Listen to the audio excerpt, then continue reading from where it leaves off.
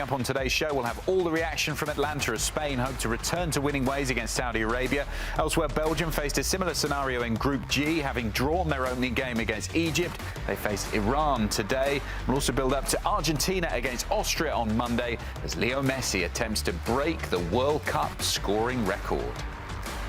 As we welcome you along to Scoreline 48 Nations, it's Adam Hunt, Kai Kamara and Michael Lahoud here in the Golazo Network studio. Great to see you again, guys. Well, Egypt managed to get the job done then, didn't they, Kai, in the second half? It was going all so nicely for my New Zealanders in the first half, but Egypt came roaring back. What change did you see in the first 45 minutes to the second period? I almost got up to celebrate, but I'm like, I shouldn't do that. There'll be time for that later. I shouldn't do that because Darren Beasley was my former manager, my former coach at Colorado Rapids. He'll be straight on the phone. Yes. So he's going to be upset that I didn't pick his squad to win, by 3-1. But what I saw from Egypt in the second half and what I expected, you can see it, you can believe it from their possessions and their movement going forward that they wanted the game more than New Zealand. New Zealand did really well staying behind the ball, but the farther they got or the closer they got to their goal defending gave Egypt that extra belief that, we can get this. And you can see after the first goal happened, Egypt, everybody's getting the players back into the center, say, let's go, let's go, let's go. We have another goal to get into this game. And that's the belief that you can see. I mean, everybody wants to see it. All the Egyptians wants to see it. Everybody around the continent of Africa wants to see Mo Salah get that goal. And it's a relief. It's a relief to him, a relief to the team, and to put the team in the position that they're in right now. It was a really good second half for them to go into that. We'll talk about Salah a little bit more later, Michael, but this was Egypt, for me, announcing themselves at this World Cup. It took a bit of a while for them to get going, but they're here now. Yeah, it's a historic moment. It's a milestone moment. It's their first ever win at a World Cup. And you think of what that means for a team that were the kings of the continent. The Egyptian national team have owned the African Cup of Nations. They have for a long time. Maybe you could say that Senegal is that team now, but back when we were playing, Egypt was the big team that had this vice grip on African football. Now you get a different reference point when you get to the World Cup. And so for Mohamed Salah in Egypt to be pining after getting those magic words, Egypt 3 points, and now even bigger words, Egypt top of the group, are you kidding me? And Kai, I want to go back to something you said about it being a tale of two halves. In the first half, it was very static. I thought you had Mohamed Salah, who was a ghost. I thought he looked predictable. Omar Marmoush looked predictable. And they were just standing next to each other, pretty much high-fiving and trying to find space. In the second half, though, you saw a bit of tactical acumen and good coaching from Hossein Hassan. I think he deserves a lot of credit for this. The players went out and executed his plan. And two players I thought rose to the occasion. Mohamed Salah will get the praise. But when you look at Imam Ashur and Mustafa Ziko, they really started combining and connecting and having this free role. I think an Egyptian side that looks more dynamic takes the pressure off Mohamed Salah and Marmoush to come up with the goods all the time. You saw a player like Ziko step up, and a player who he only made his debut back in May, Adam.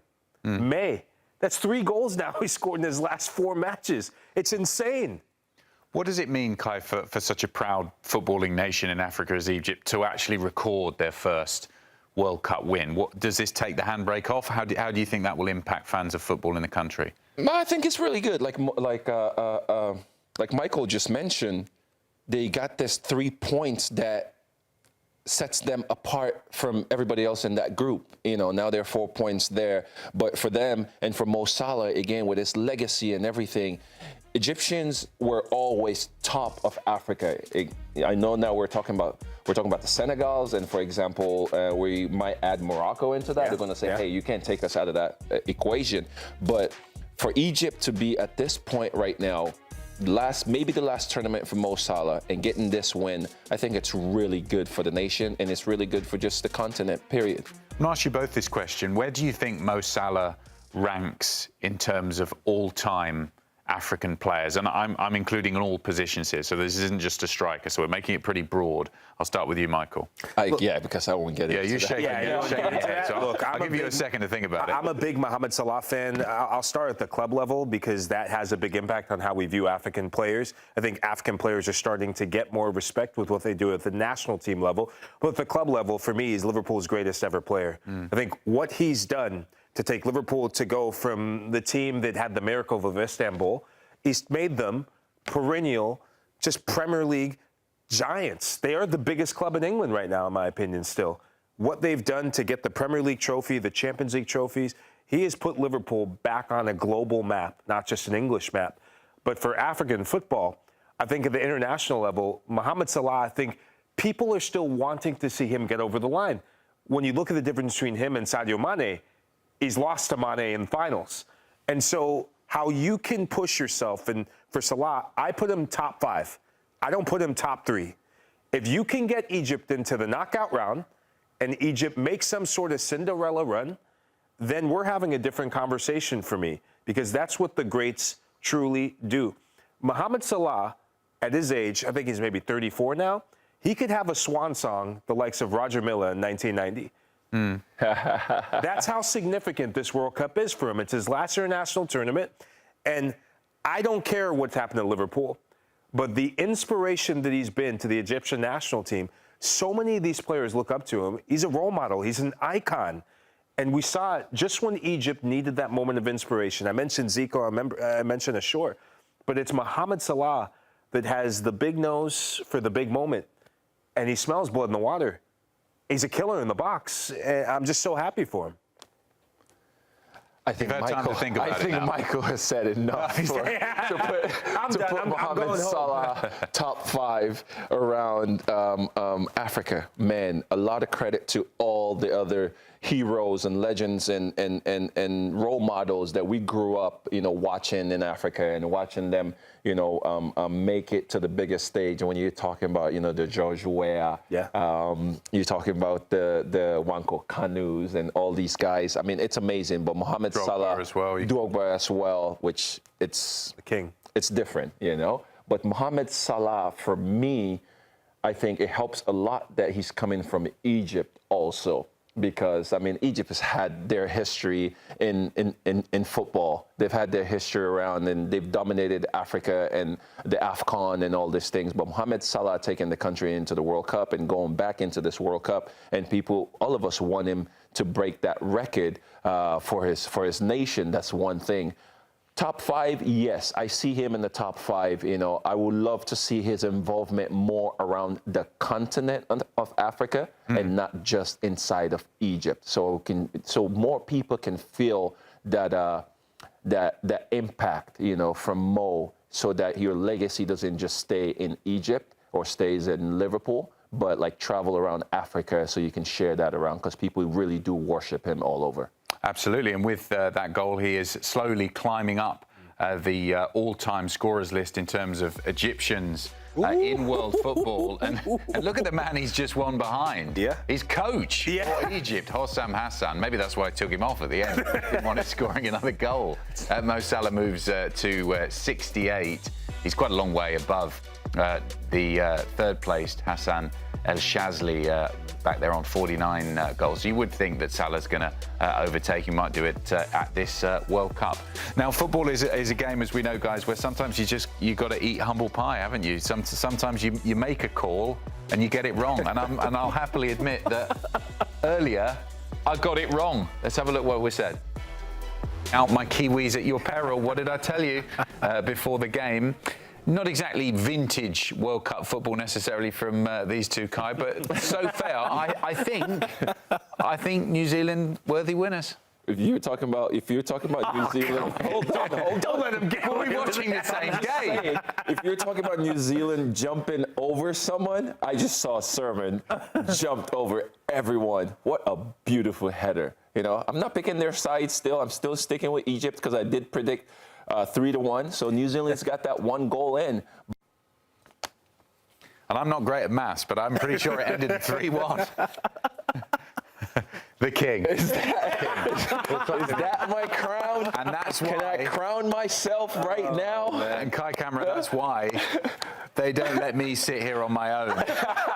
They hire experts and don't let the idiots make predictions. Adam, I'll tell you, it wasn't the same thing yesterday. So I learned from, you learn from before. And that's the thing about having veterans, I don't want to say older players in the locker room, right? We can't call people old anymore. No, ages. Having, veterans inside the locker room. So in this locker room, I'll be that veteran. I'll try again tomorrow. You're back tomorrow, so I'm going to try again. And maybe I'll get it right.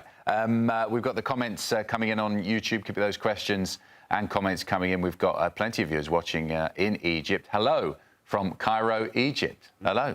Hi. Thanks for watching. It's a place that doesn't sleep, I'm telling you. We got this. Kai on the money. Better luck next time, Adam. I'm going to find where you live. Time for a short break here on Scoreline 48 Nations. We've got plenty more coming up in a couple of minutes. Maybe I'll get the next part right.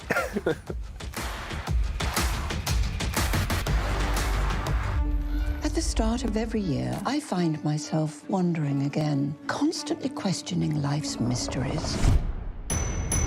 Could I make it in the UFC octagon?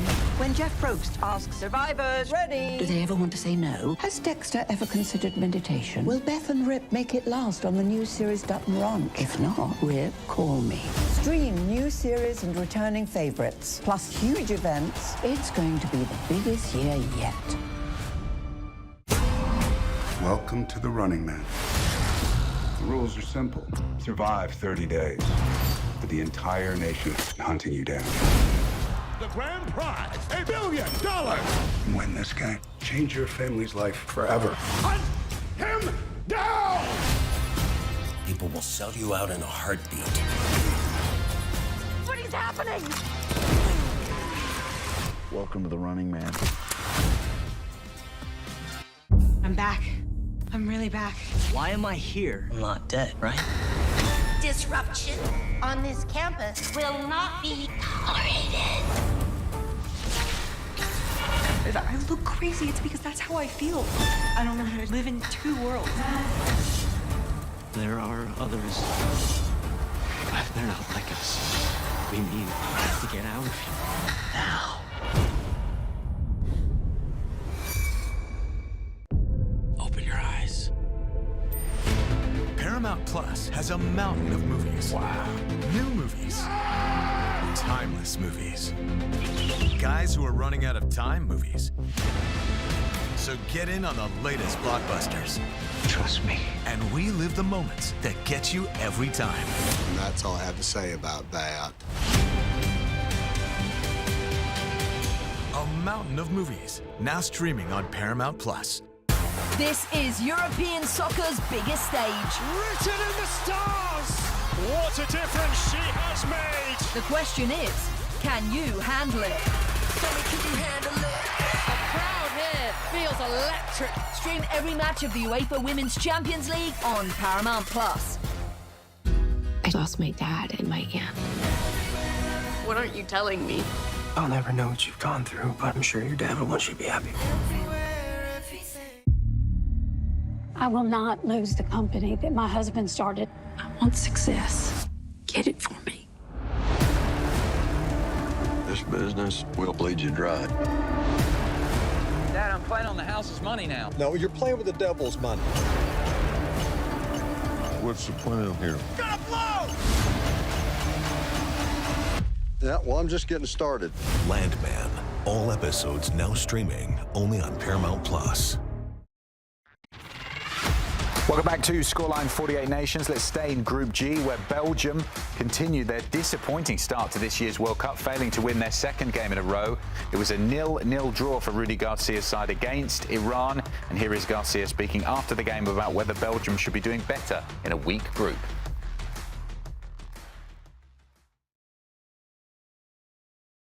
C'est vous qui dites que c'est un groupe faible. La preuve en est, c'est que pour l'instant, on n'a pas gagné aucun des deux matchs. Alors je vous concède que l'Égypte est une nation plus forte que l'Iran et qu'aujourd'hui, on aurait dû le gagner.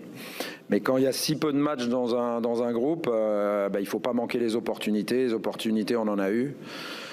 Après, c'est à nous de démontrer. Pour l'instant, il faut juste qu'on fasse profil bas parce qu'il n'y a rien d'autre à faire, qu'on travaille. On met, si on dit en cyclisme, on va dire on met la tête dans le guidon et on pédale et on travaille et on prépare la Nouvelle-Zélande. Puis c'est à nous de démontrer qu'on va battre la Nouvelle-Zélande et qu'on va sortir de la poule. Et puis après, on verra bien au niveau des 16e de finale ce qui se passera. Mais chaque chose en son temps. Concentration maximale, 1 pour récupérer, et 2 avoir pas toutes nos forces puisque Nathan Goy sera absent contre la Nouvelle-Zélande, mais voilà, on espère récupérer des forces pour affronter ce match capital et décisif pour la Belgique. It's a bit of a wild game, this one. Belgium having a lot of the ball, you can see, loads of shots, but not really being able to do too much with it, ending 0-0. And he wanted to use the cycling analogy there, Michael. You'd probably be careful they don't cycle off the road at this World Cup because it's not been impressive from Belgium at all. What were they missing in this one against Iran? Yeah, if I'm Rudy Garcia, forget cycling. I might want to see a psychotherapist or a therapist as a whole because he looks like a deer in the headlights. He looks like he doesn't know this team or his team or have a feel for anything in this game or Belgian games to be exact. Rudy Garcia has to be careful because he keeps saying the next match. In the opener, it was the next match, which was supposed to be this match against Iran, where we're waiting for Belgium to wake up. We saw glimpses of it. Okay, Romelu Lukaku, he's the answer to it.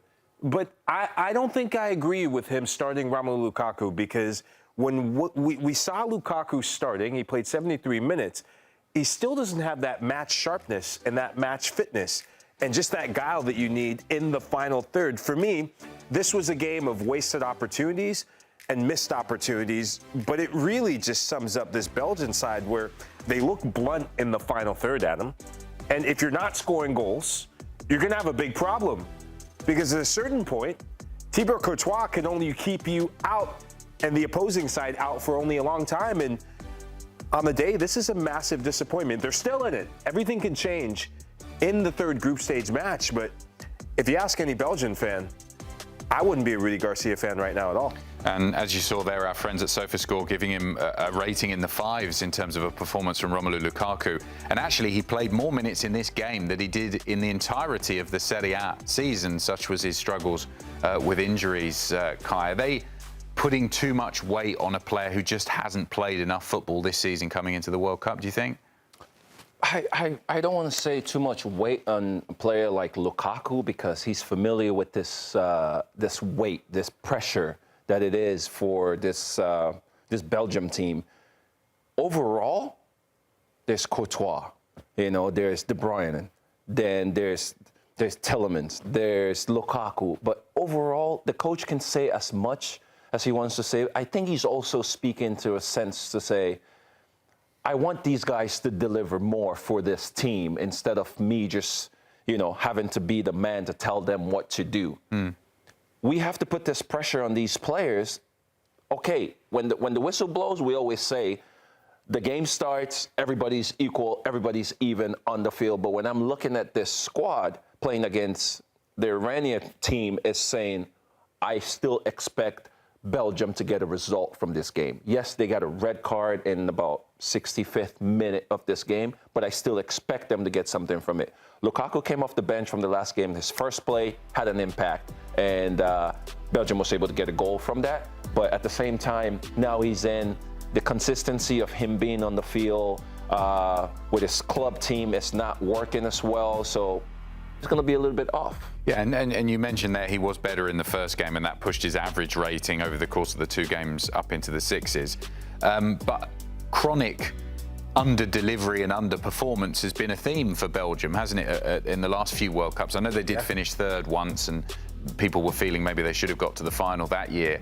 But this is a team that doesn't ever recently live up to the sum of its parts, does it, Michael? Yeah, I still can't believe that they did not win the 2018 World Cup because that golden generation had some absolute ballers in every single line of it.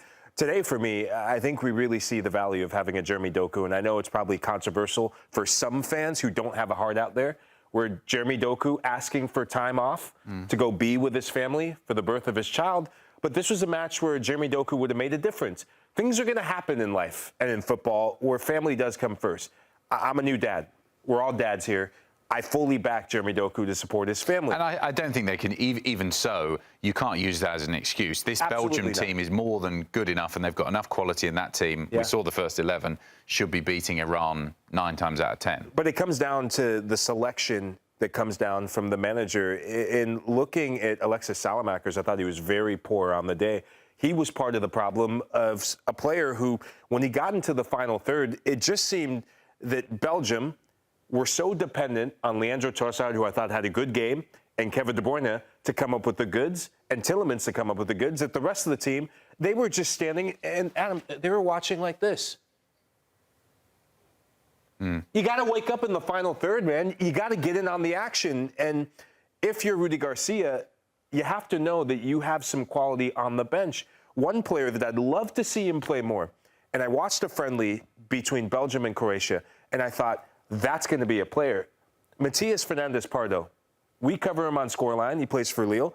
He is an impact sub. He's a game changer. He's a difference maker. He gives you something a bit more direct, and he's going to be a handful in the final third. He brought him on in the 87th minute. The game wasn't working, but you should have brought him on earlier when you were having opportunities before the red card. And so for Belgium, it just seems that in the last couple of World Cups since 2018, the belief is starting to wane out. The fire that we associate with the Belgian national team of 2018, I don't see it with this group.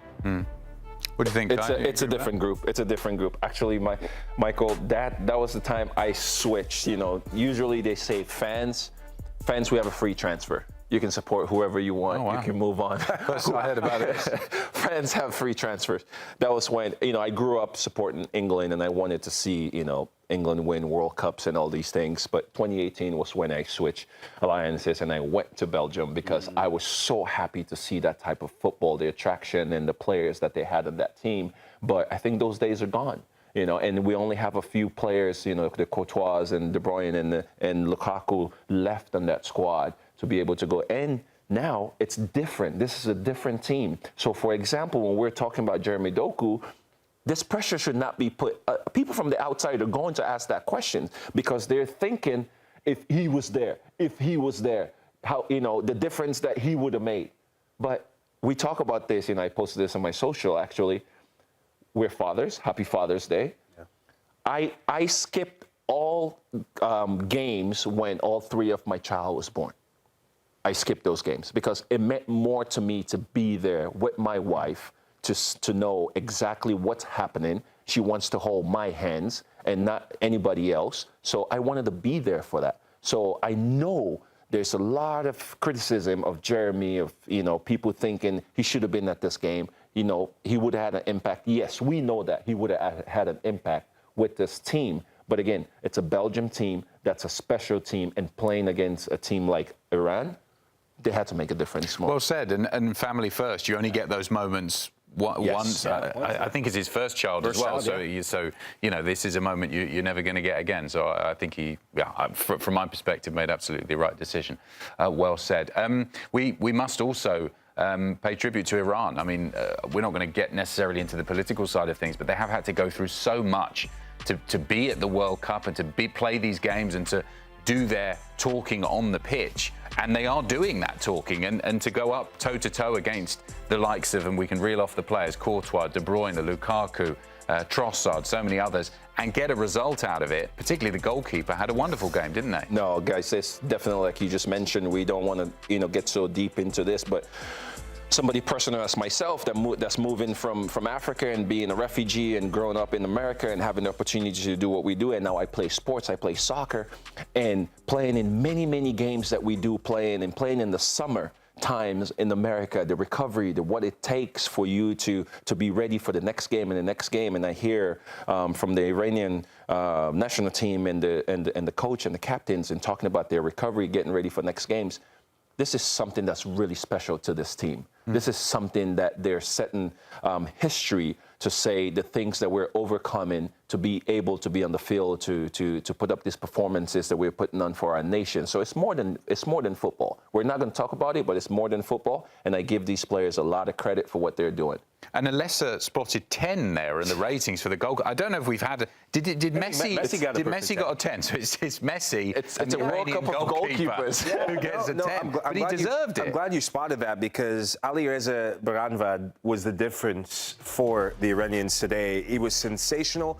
You think of the goalkeeping performances. Eli Room, geez, there's another perfect 10. We slept on Eli Room, who almost broke Tim Howard's record, man. This is the tournament of goalkeepers. Patrick Beach, loved what we saw from him and the Aussies in that opening match against Turkey. And Vozinha. I mean, what more did Vozinha have to do to get 10? He's getting all his followers here from SofaScore in the Golazo Network. That's where we cracked it out. But I want to give this Iranian side a lot of plaudit, because what we were able to cover in their opening match against New Zealand, just the weight, you're carrying the weight of people on your shoulders. And every single time they get asked questions, it's not about soccer, it's not about football, excuse me, it's not about the World Cup, it's about politics. And the World Cup is the only competition that I know in sport where you can be bigger than your situation. You can be more than your situation. And so whether you're Mehdi Taremi, whether you're Baranvad, whether you're Ramazani, who was the star of the show against New Zealand, these players are heroes. And I said it before when we were talking about how significant this game could be for the Iranian national team playing in Los Angeles, your hometown. There's a massive Persian population in LA. You saw SoFi, every kick of the game, every dying tackle, every 50-50, every almost goal that we saw from Mehdi Taremi. You could just see this buy-in from the crowd. You could see this growing belief from the players. And it's just a testament to the willpower and character. And that comes from having leaders in your team, but that comes from also knowing that you're carrying the flag and you're carrying the burden for an entire population. Well, for the Persians there, we've seen it with Haiti, for the diaspora where they can't go back home that easily, for them to get to watch their own country play in their adopted home country is an amazing thing. Yeah, and you could argue, and I walked away from this, Belgium were very lucky to come away with the draw today, in my opinion. Baranvad made the saves. I think he made 2 on Maxime de Kuyper alone. But on the other side, Thibaut Courtois, if he wasn't on his game, we're talking about one of the big shock results at the World Cup. I thought they were the better team overall. And stick around, we will have an update on the future of Thibaut Courtois a little later on the show. Thanks for joining us here on Scoreline 48 Nations. We've got plenty more coming up for you after this short break.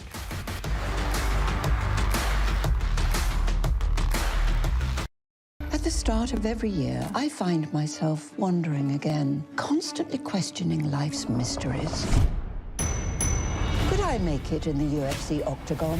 When Jeff Probst asks survivors, ready? Do they ever want to say no? Has Dexter ever considered meditation? Will Beth and Rip make it last on the new series Dutton Ranch? If not, Rip, call me. Stream new series and returning favorites, plus huge events. It's going to be the biggest year yet. Welcome to the Running Man. The rules are simple. Survive 30 days. But the entire nation is hunting you down.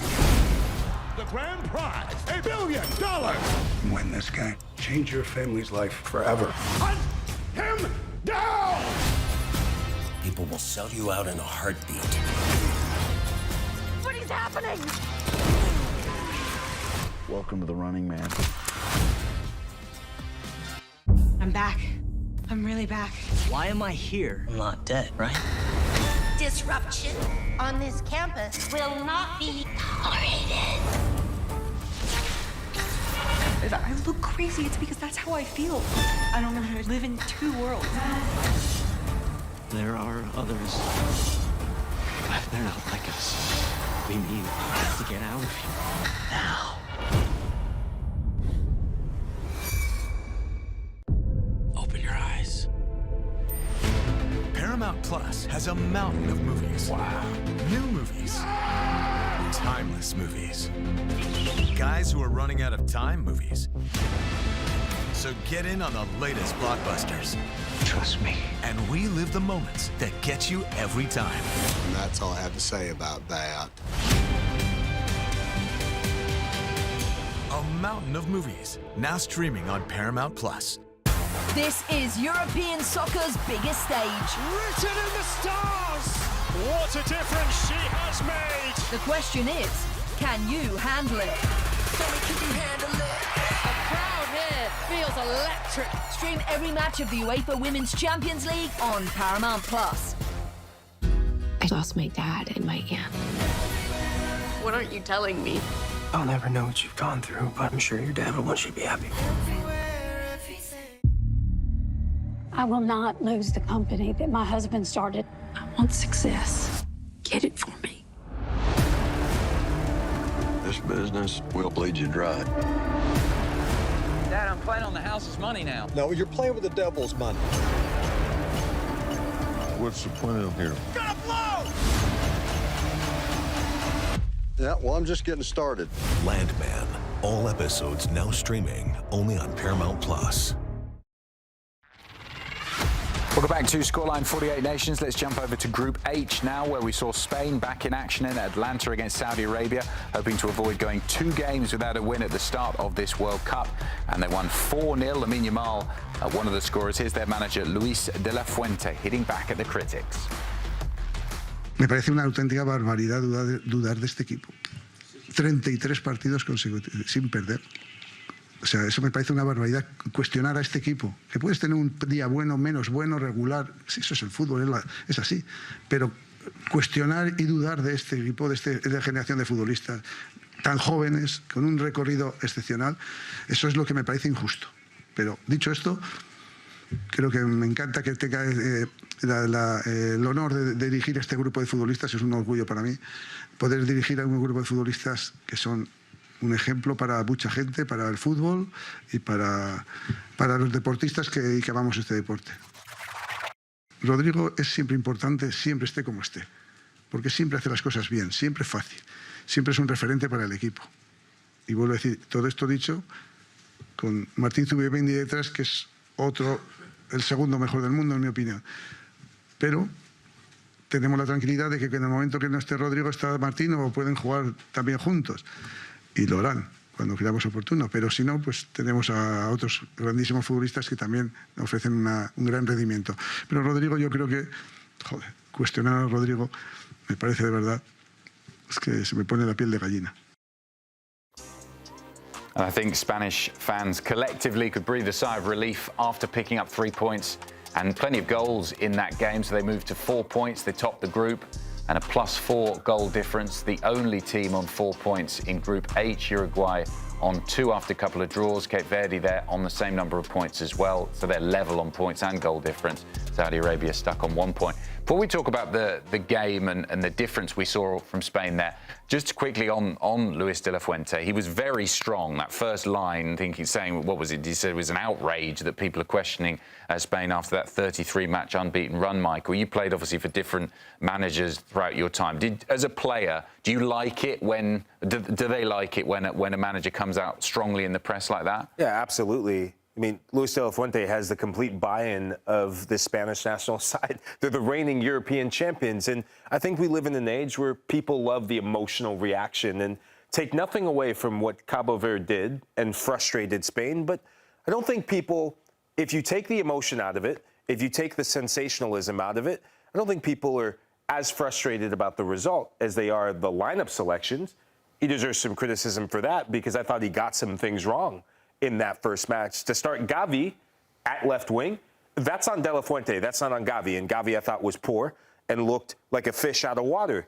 To not bring in Dani Olmo, who we'll talk about how significant he is to Spain until late in this match, that's on De La Fuente. So he's not without some blame in that result for Cabo Verde. But this is a truer representation of the Spanish national team. When you see a fuller fit, not fully fit Lamine Yamal, that's more like Spain. When you see a midfield that's more dynamic, this looked more like Spain. And it just looked like they ticked off all the boxes today and put a lot of the doubters, a lot of the critics, a lot of the haters away for now.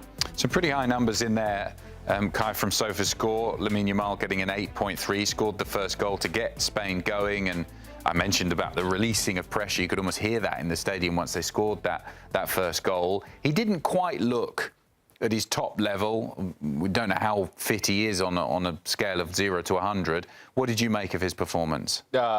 Just really good. Just really good. You can tell he wants to be part of this team. He wants to be in there. He wants to put his name in this record books of the World Cup as, you know, not just one of the youngest players, but to also take Spain into the next stage where Spain is supposed to go. Michael, to go back to your thoughts about the manager there, Lafuente, it's one of those where he's like, I'm waiting for that good result so I can talk to you guys and tell you that, hey, listen. I'm gonna give it to you. Yeah, listen, 33 games unbeaten and this.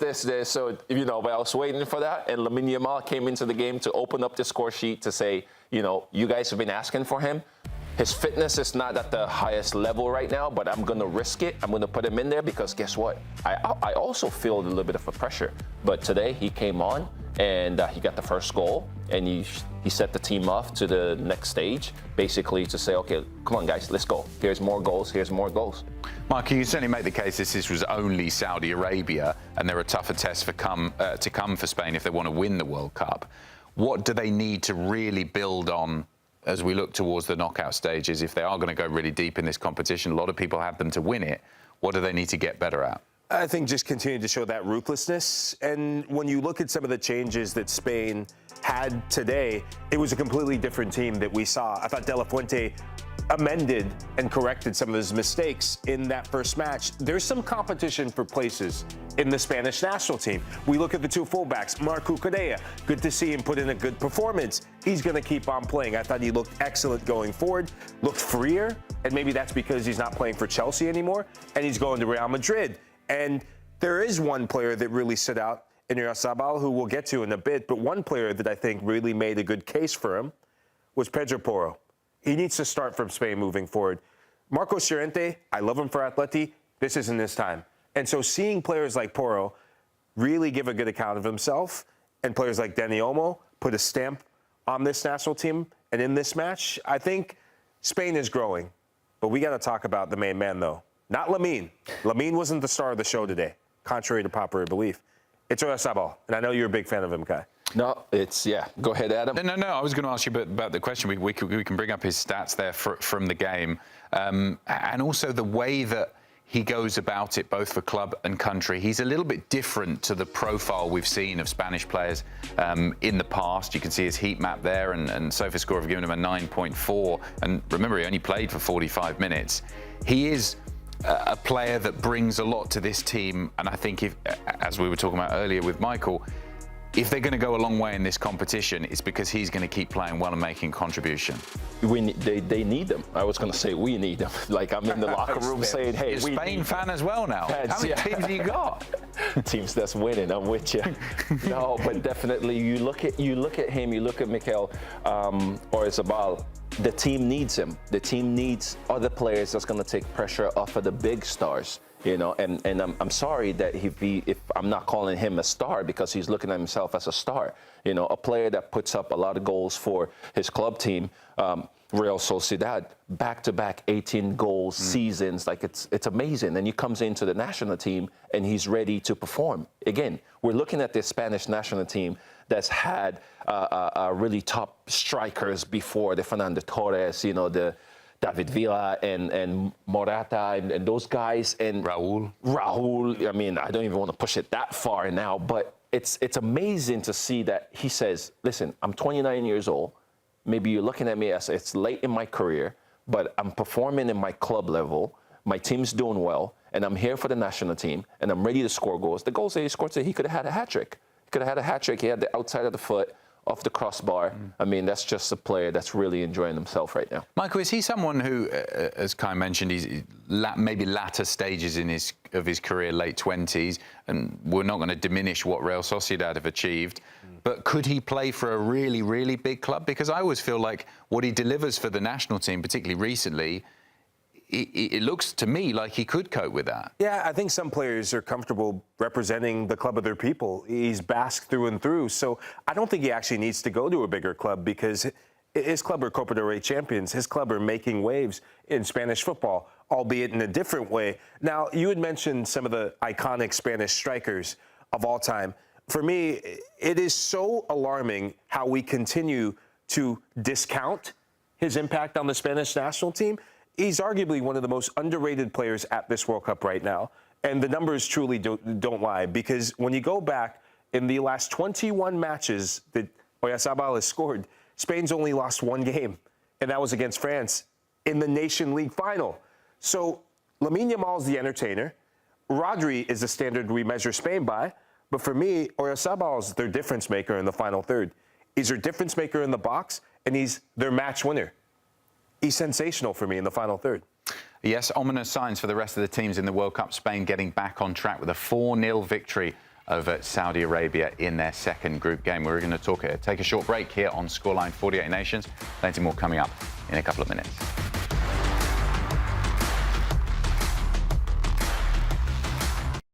At the start of every year, I find myself wondering again, constantly questioning life's mysteries.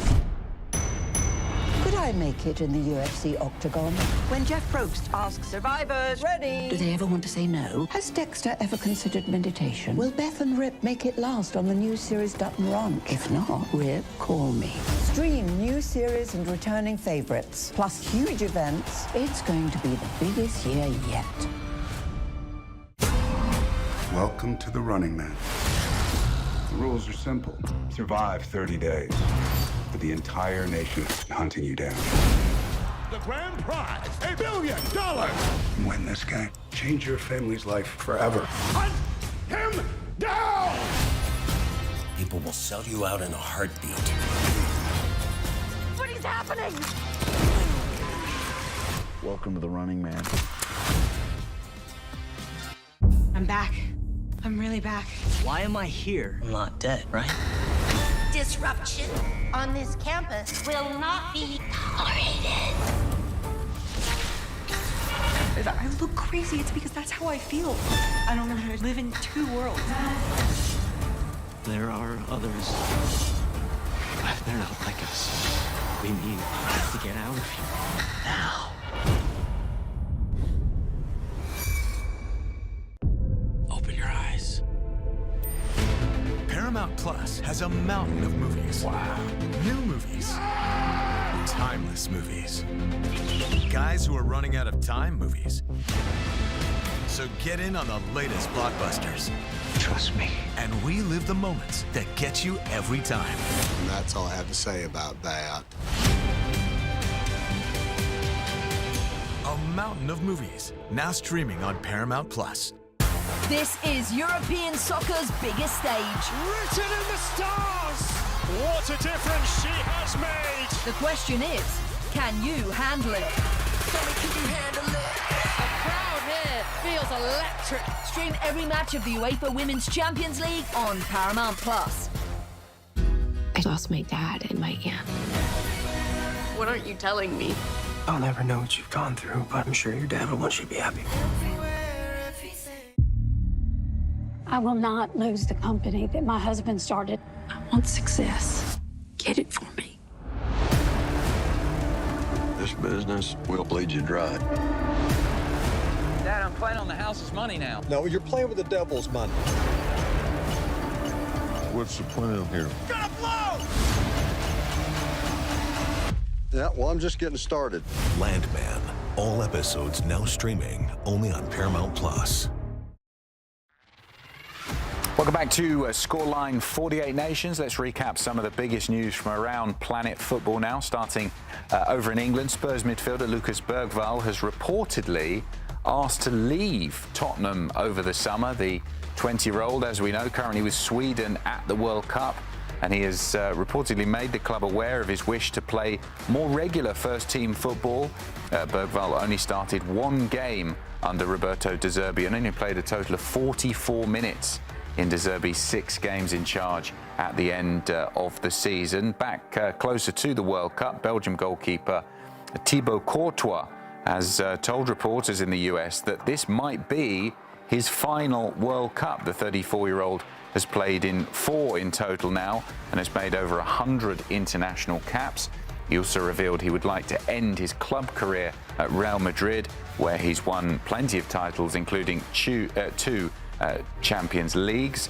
Over in Germany, RB Leipzig would reportedly be open to selling Jan Diamonde for an estimated $150 million. Liverpool, among a number of clubs interested in the Ivory Coast winger, and have indicated they're prepared to pay up to $100 million for him. However, it's understood the German club would want significantly more for Diamonde as they try to keep the 19-year-old for another season.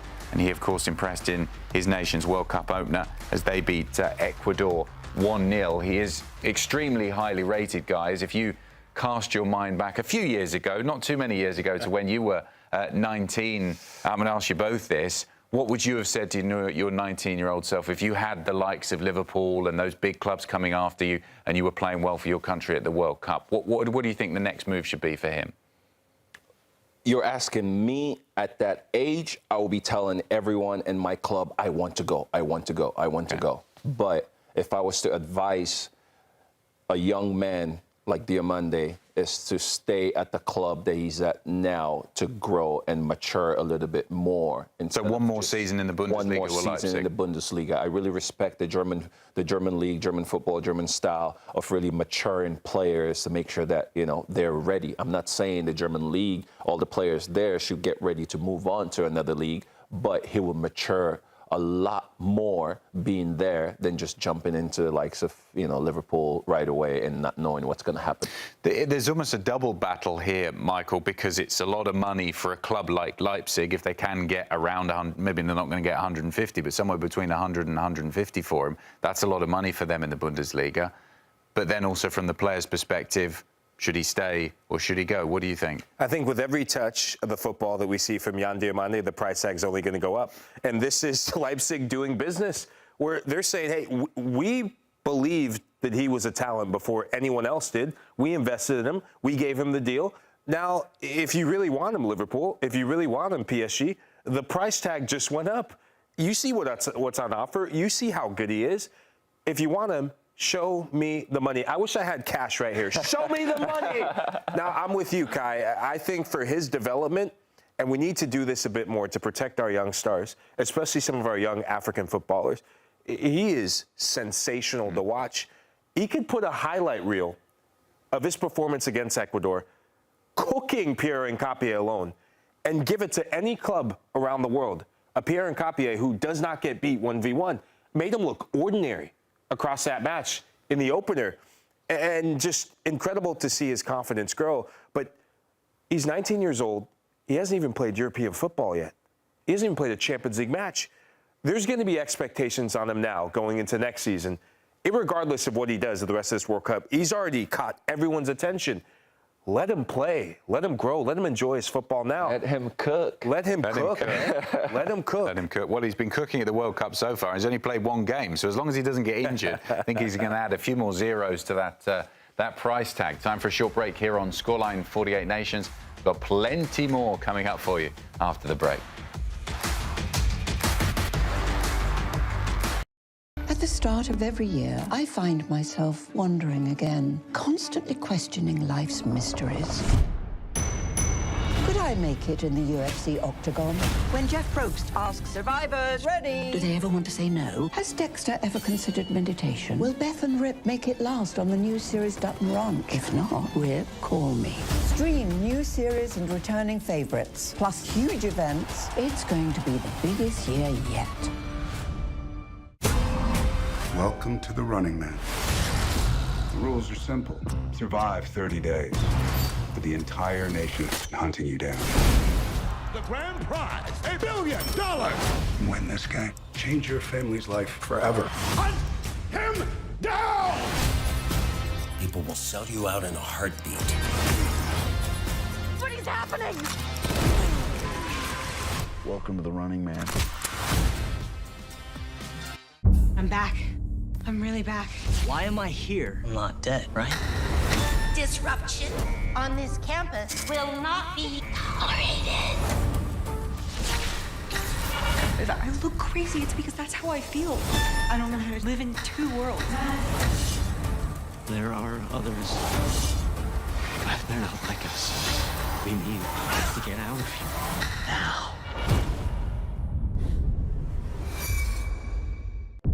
Open your eyes.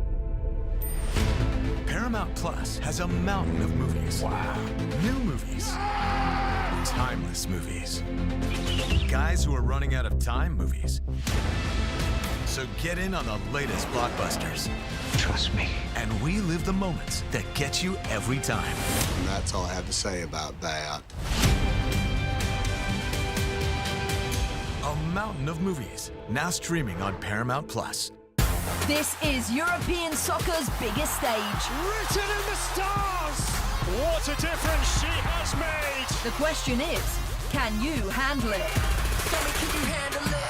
The crowd here feels electric. Stream every match of the UEFA Women's Champions League on Paramount Plus. I lost my dad and my aunt. What aren't you telling me?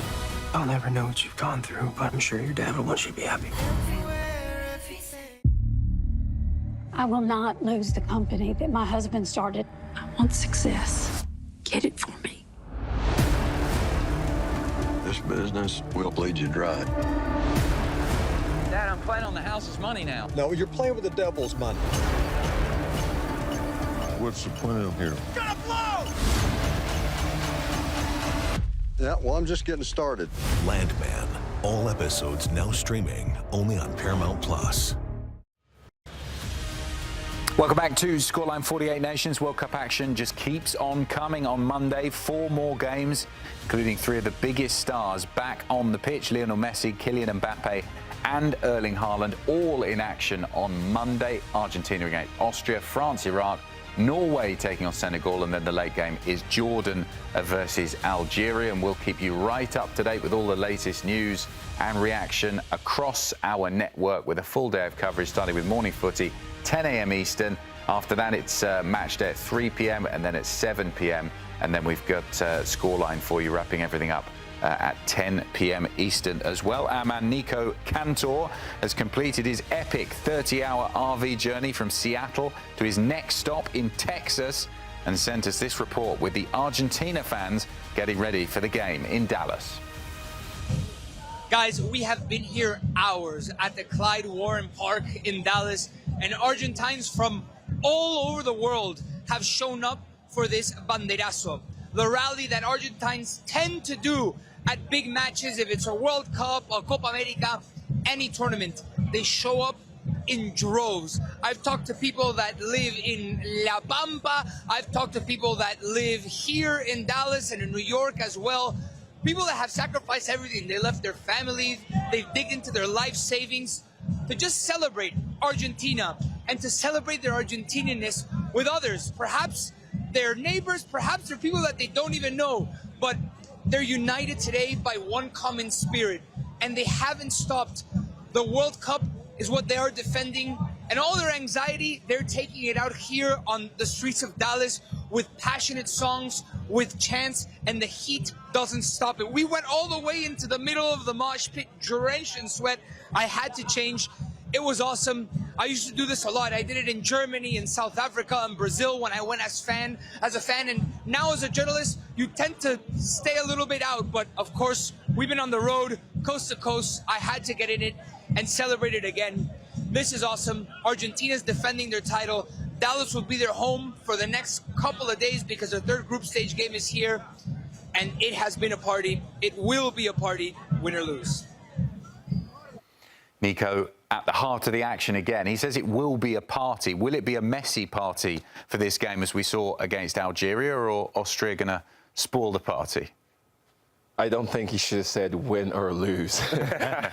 Nico, I need you to just say when Argentina win the game. I mean, we've seen what Messi can do. And again, it's the fans of Argentina are celebrating Messi. They're celebrating Argentina, but they're celebrating Messi, and they're celebrating the impact that this, don't want to call him a little man, what this man has had for this nation and for this football history, rich history that they have around football. So having them in Dallas is hot. So I think it's almost the same weather as they will have in Argentina and anywhere. So the people are ready, and the players are going to be ready to show up and make sure that they get some points for the team. Michael, we did say after the game against Algeria that they I'm not going to say made it easy for Messi, but they gave him some opportunities. It wasn't a great performance from Lucas Zidane, the goalkeeper, for the first 2 goals, and for the third, he was given plenty of space. He took those opportunities, and he has moved alongside Miroslav Klose on 16 goals, and so he could overtake him and set the record.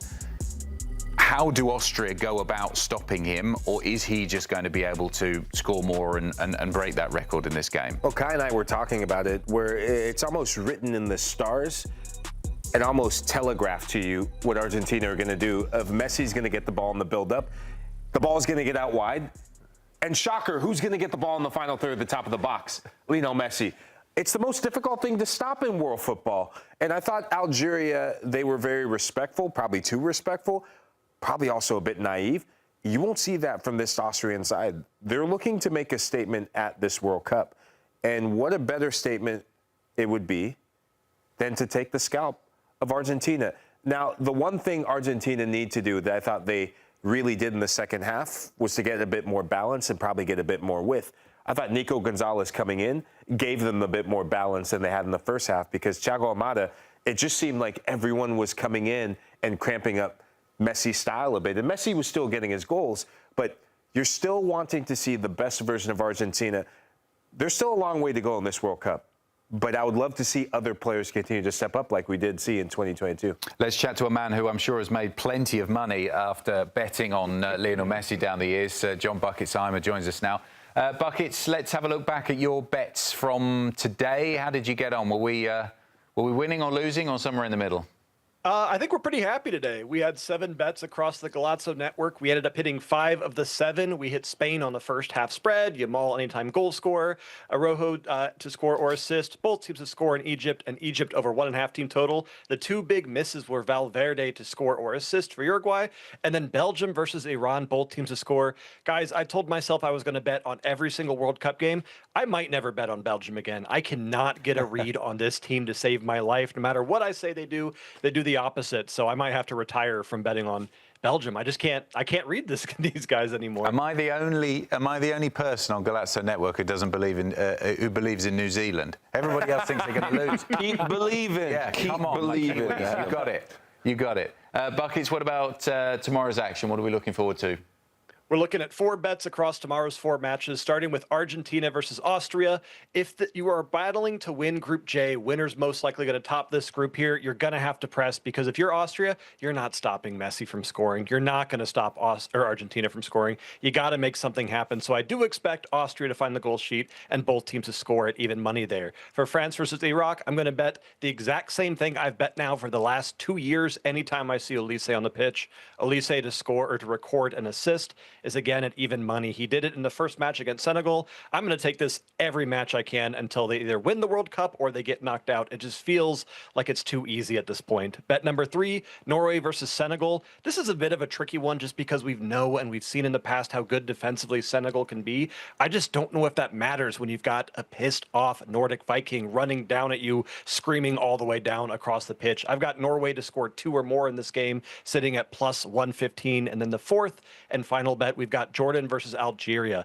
This is a really important match because 3 points could be the difference between qualifying and getting out of this group or going home. And Jordan defensively have just been terrible. The books have Algeria as heavy favorites here, but Jordan showed in their match against Austria, they can find goals. They can keep it competitive. So I'm not picking a winner, just going for over 2.5 goals at minus 110. And as always with these bets, whether we have a good day or a bad day, we got to remember to bet responsibly because you never know what's going to happen in a match like this. Absolutely right. Thanks very much, Buckets. We'll speak to you tomorrow, see how you get on. Good luck for tomorrow. Thank you so much, guys. Guys, we've noticed throughout the show that Kai Kamara has changed his allegiances a few times so far, haven't you? You started supporters started as an Egypt fan, whenever they're ready. You're a Spain guy, and no wonder when you consider how many teams you've represented in there. I thought we could have played a game. How many teams did you represent in your professional career? Whether you would have gone for it. How do you feel having made quite so many trips around different various clubs? You know what? The positive thing about all this, I was thinking about it, is the amount of stadiums that I've played at. That most of the stadiums are hosting the World Cup right now. In most of the stadiums, as a striker, you can say, I've scored a goal in that stadium. I remember. So it's okay, and I know what it feels like, the heat, this, you know. But like I say, supporters can move anytime they want. Yeah. And also, I guess you tick the box for so many different teams. It's like, yeah, I play for them. I play for them. I remember them. I play for them. Do you ever forget who you've played for? I actually do forget sometimes. But, you know, the best thing about it, just like this, I almost forgot I played for the New Zealand manager until I saw him on the TV. I say, oh, that's Darren. He's never picking up your phone call again after you've betting against him. Exactly. Well, no, but it's a really good thing, the fact that I've always thought it was tough not to be with one club, but then now having diverse travel that I've had, to be able to be connected with so many players that's playing in this World Cup, or managers that's in this World Cup, or technical directors that's in the World Cup, all the host cities around Canada, whether it's Mexico or the US, the places have been, it's actually a blessing. Great stuff, guys. Always great to be on with you. I was going to list all of the clubs that you play for, but we haven't got time. So we'll see you tomorrow here on Scoreline 48 Nations. We've got plenty coming up for you after the break.